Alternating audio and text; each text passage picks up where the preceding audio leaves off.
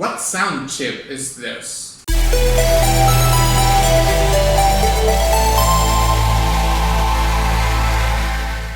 Greetings Wanderer, this is Atlas here and welcome to the Void. Today I'm going to be reacting and breaking down the song Battle in the Heavens from the Dragon Quest VIII original soundtrack. This is a very special request because it comes from one of my subscribe stars, Morningstar2126, and he says, "Hey, it's me Morningstar2126. You probably know me from the comment section where I've been asking for a breakdown of Dragon Quest's legacy boss themes. I understand if you can't fit all of them in one breakdown since there is quite a few, so if I were to choose one, I would choose Dragon Quest VIII's final boss theme, Battle in the Heavens. It would be great if you could. So thank you very much for your request and of course your support, Morningstar. And onwards! Okay, here we go. Battle in the Heavens from the Dragon Quest VIII original soundtrack. Boom. Okay. It started very abruptly.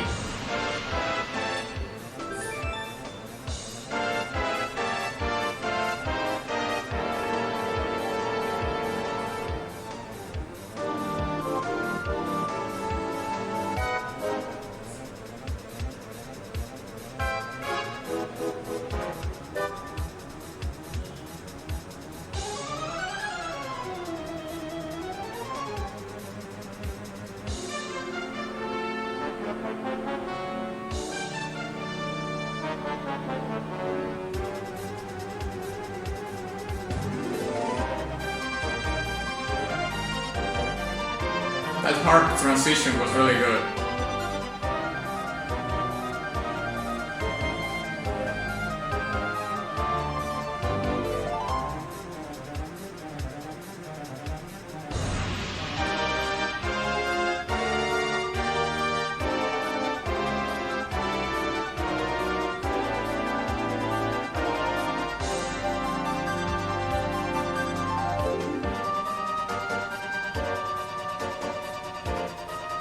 I really like how this composer arranges the brass in the composition.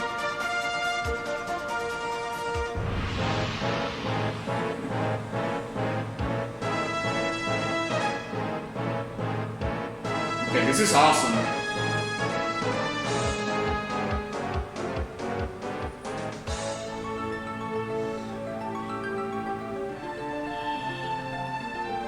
I'm guessing there's different loops in here and they change along with the boss battle.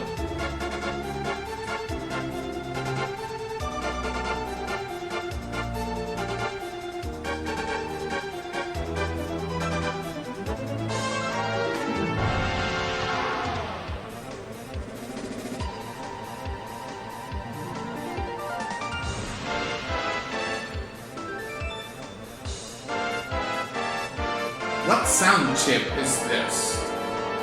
Is this a 16-bit sound chip? I mean, it sounds kind of old school, retro.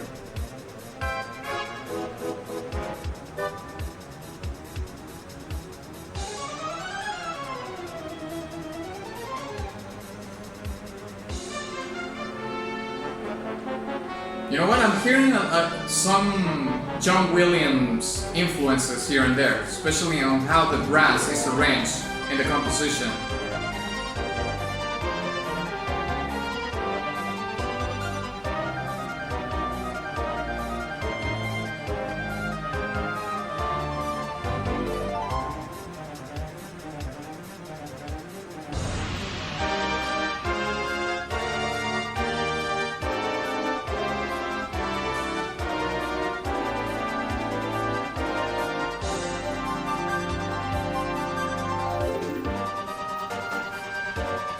I like how he uses the harp as a transition resource.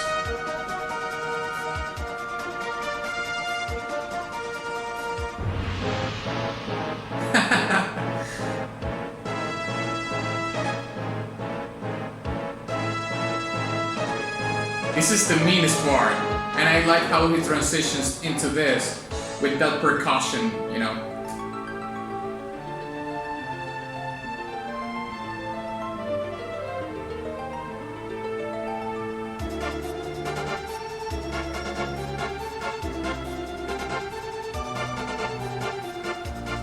That was very cool. Those arpeggios coming in after the mean part.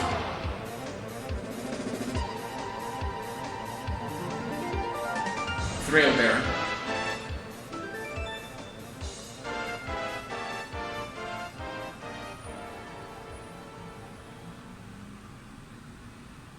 And there we go. Yeah, it was a really good song.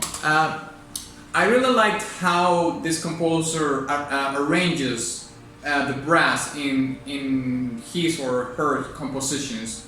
In the breakdown, we're going to be talking about the highlight to me for this particular track, which is how the composer arranges and, well, basically compose the brass sections for at least this particular song. Also, we're going to be talking about how he uses the harp as a transition resource and how the arpeggios that he incorporated here and there that had kind of a more uplifting feel, have a contrast to the rest of the track. And finally, maybe there's like a leitmotif here that I will have to hear again the song to find out if it really is a leitmotif. And also, I want to figure out from which console generation this game is, because obviously the sound of the soundtrack is very retro, very old school. I have my doubts. Maybe it's from the 16-bit era, but it also could be from 32-bit era, like PlayStation, Sega Saturn, and all that stuff. So let's break it down.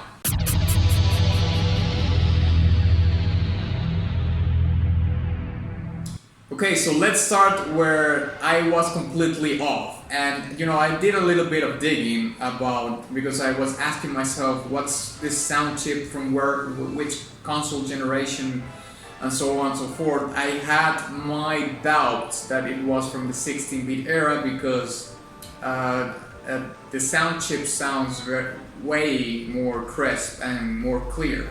So I thought this has to be like from the PlayStation 1. Or the Sega Saturn, or any of those 32-bit consoles. But it turns out that this game was originally released for the PlayStation 2, so I was way off there. I did not see this coming, but at the same time, I think it's cool that even though you could have more advanced ways of making your soundtrack more current, let's say, you choose to have something that has a more retro feel. I haven't seen any gameplay from this particular game. I don't know how it looks. I don't know if it is also, from the looks of it, a retro kind of thing that they did for the PlayStation 2, but it's certainly always, I have a soft spot for retro sounding things, especially from the 16-bit and 32-bit era. At least from the console side, of course. On PC games, it's a little bit different, but and I am a PC gamer. But nevertheless, I have very fond memories of listening music from 16-bit games and 32-bit games. Okay, so now that I got that out of the way, let's talk about the brass on this song, because like I said before, this is like the highlight and basically the foundation from which this song oozes its epicness, let's say. So yes, this song is very brass heavy, and it is the pulse and what carries the whole song. And it is actually, the arrangements on the brass section is what sets the tone, and almost like 90% of the track, because the only parts in which the brass is not setting the tone is because there's the harp is playing, is soloing the track, or any other instrument is playing solo in the track.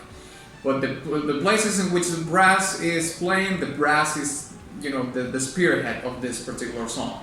And it encompasses everything, because the chord progressions and the brass are the ones that serve as a foundation for everything that is going on top of it, or playing along with it, because the arpeggios that we heard sometimes were based upon what the brass was doing. And also, the string section was very sober in this particular song, in the sense that it wasn't like leading in the spearhead with the brass. The brass was all about, it's not only setting the foundation of it, but also being in your face. Like, I am the protagonist here, I am the main character. So in this track we have the string section accompanying the brass, and also I did mention that this song has a very strong influences, or I perceive very strong influences from John Williams, and you could tell from some of his soundtracks that he likes to use brass a lot. The very best example that I can give you is the Star Wars original soundtrack. It goes from Imperial March to everything, and in between, that whole soundtrack is very brass heavy. So you could hear that. You could hear also the hard transitions that this composer has in this particular song. John Williams also does that quite a lot.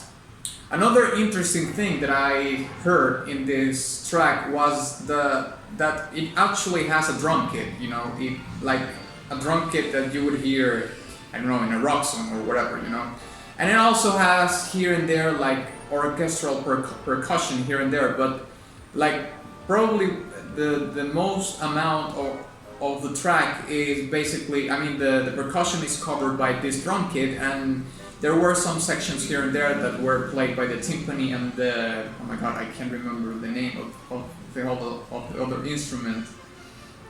It's basically it's like a cymbal that you play like this, that gave the transition to the meme part that I was talking about. Another thing that I would like to mention is that as Morningstar has said to us, this is a boss battle, this is a boss thing. And brass is always like a good choice to embody, a brass heavy song or a brass heavy composition is always a great choice to embody a boss fight. And of course that is not always the case, but using brass for boss fights, especially if it is brass heavy, it's like you can't miss. Like, honestly, you can't miss let's say the tone that is required for the boss battle, regardless of the boss, that how it might be designed. And now, of course, there has to be bosses that don't require that might require like more refined, more classy composition, in the sense that you will rely more on the strings and other, let's say, instruments that have more air, or you will perceive them as being more ethereal, like you have them here and not so much on the bottom, let's say. Now there's two things that I want to mention before I end this breakdown, and it is that I kind of have the feeling that I heard a leitmotif in this particular song. I'm gonna play a brief part of it, and you will let me know if it is actually a leitmotif from a character or something. I would be very surprised if it is in fact a leitmotif. It is a leitmotif for the boss.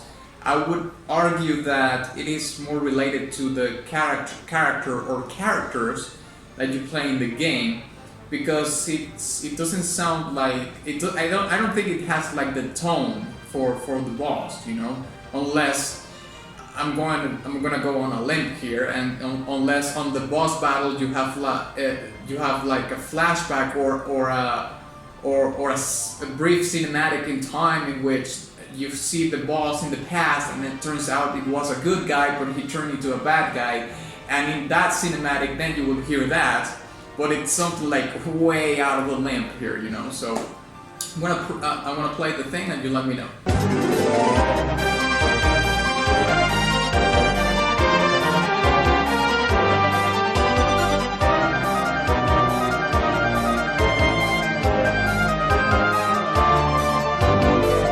And finally, just for fun, this song in particular, but also the sound of it, you know, the engine, the sound engine that was used for this particular song reminded me a lot to the original soundtrack from Rogue Squadron, you know, the Star Wars game.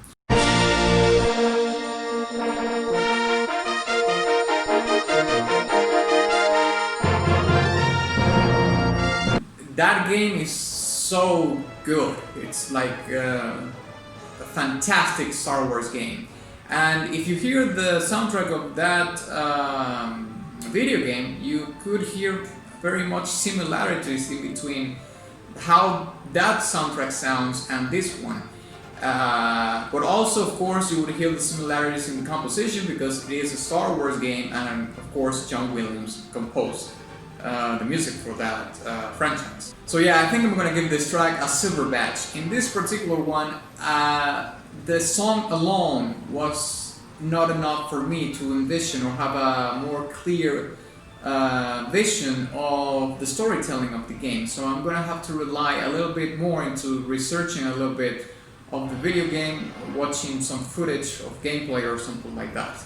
But before I go, I would like to wish you a happy Christmas Eve, and you spend it the way you truly want to spend it. Be it with your family, with your friends, with your significant other, or with your own company. So thank you very much for watching this video. If you enjoyed it, please give it a like and share it with your friend. Also, please don't forget to visit my subscribe star, where you can get your request to the top of the list, so you don't have to wait a long time for it to happen. And of course, my Teespring shop, where you can get the merch and all that jazz. And of course, ex nihilo nihil fit.